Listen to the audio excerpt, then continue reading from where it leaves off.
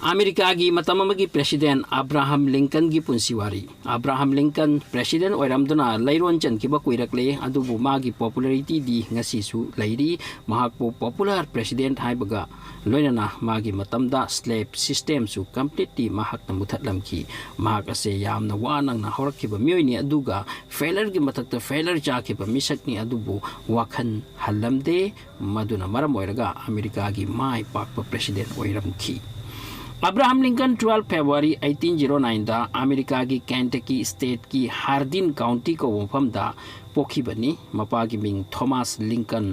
कौई अदुगा mama की Ming ना नांसी Lincoln कौरमी मकोई की फैमिली यामना लाइररमी अमसुंग ऊन साबा युम मचा अमद लैरमी अब्राहम लिंकन की मचे मसु लैरमी सारा कौई अब्राहम की मपा लौमीनी अदुबु मखोइना लैबा लम अदुदा मीगा खतनबा नुंगाइनदबगी मरमना लम अदो थादोकलमलगा नॉर्थ क्रिक फार्म को मफम अमद लैखी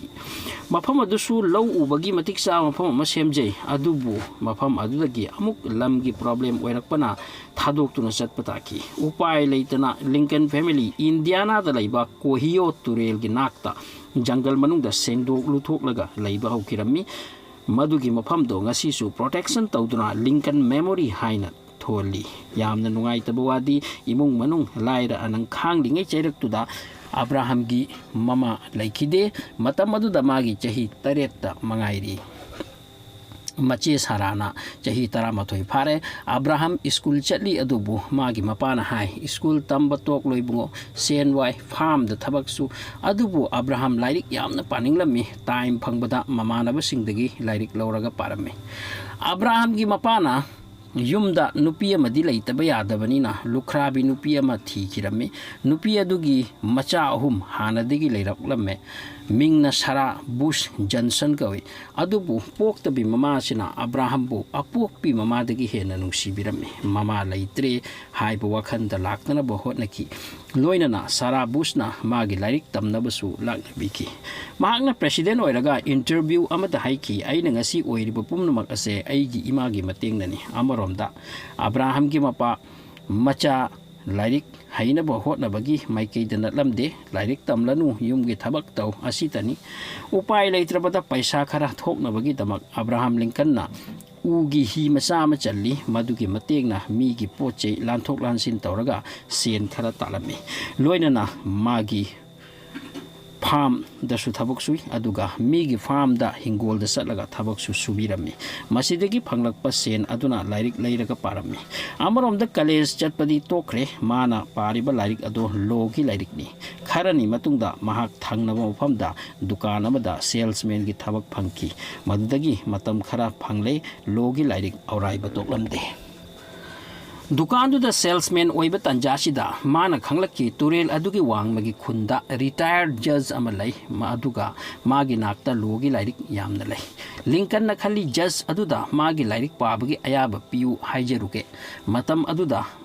यामना इंगबा मतमनी हाय तुरेल द बरफ मतुम ताउरी लिंकन तुरेल लान के अदुबु इसिंग मयाइदा मागी ही बरफ मतुम अमदा थेंगदुना काइकिरमी लिंकन हलकपगी वखल खनकिदे इरोइरगा चटकी नुपा अदुदा हाइजबदा मागी हाइनिंगलिबा मोंगदु उबदा याबिरखी अदुबु नुपा अदुना शर्ट अमदी थमलखी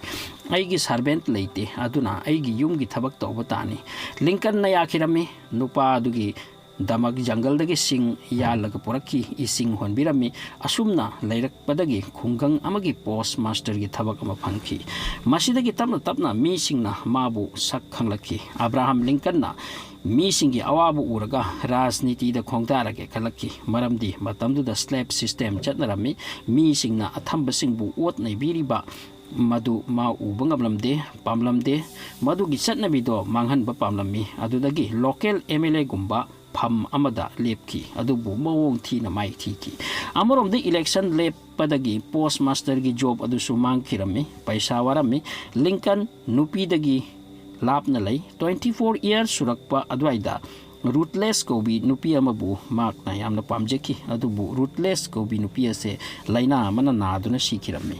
लिंकन मथवाई यामना सोखी रूटलेस की मोंगफम द चलगा पुंग कया कया फमदुना कपजकी अब्राहम लिंकन की लाइफ ता अवाबगी अवाब तोइरमी खरनिदी मागी नाका थांग हाइजांग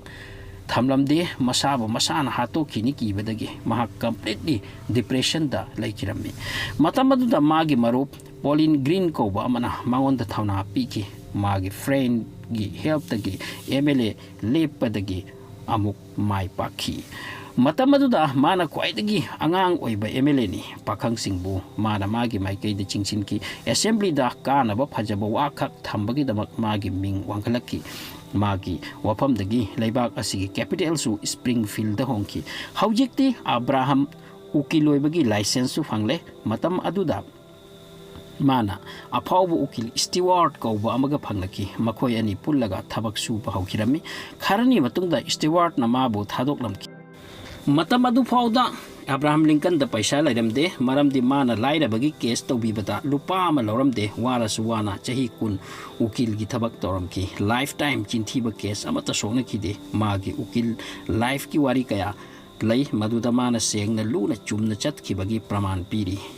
अब्राहम लिंकन अमदी मागी मरुप अमना को खजिक बेरा लेबी नुपी अमगी लम मीना अकनबना मुनबीबगी केस अमा सोंगखि मदुगी केस अदो लिंकन अमदी मागी मरुपना मिनिट कुन मुक्ता सॉल्व तौसिनखि मदुदा नुपी अदुना यामना हराउदुना मखोइदे सेन खरा पिरमखि मरुपतुना हराउना लाहुखि अदुगा अब्राहम लिंकन द हाई केस सुंगमले पैसा सुफंगले अदुबु लिंकन हाइरी आईदी हराउदे मरमदे नुपी अदो अनाबिनी मदुदगी करम न सेन लौगनी नंगना शेयर नंगी लौगनी हाइरबदी लौबा यागनी अदुगा आईगी शेयर अदुदी नुपी अदुदा हंदोखो 1842 दा अब्राहम लिंकन ना मेरी को भी नुपी अमा लुहोंगे मेरी ना अंगांग मरी पोखी नुपा ngaktani adubu ama khakta hingoki mingna Robert Korame 1860 da mahak America gi president gi election da kumthaki amasung ngamduna magi life ki khwaidagi mai pak pa haibad oiki mahak tara taruk suba America gi president ni mahak na slavery लोइसिलम की America की constitution दा फजब changing खरा पुरकलम की मागी फजब थबक सिंह सीसु लेंगदना लेरे 14 अप्रैल 1865 ता Abraham Lincoln मागी नुपीगा fort theatre दा ड्रामा में येंग लाके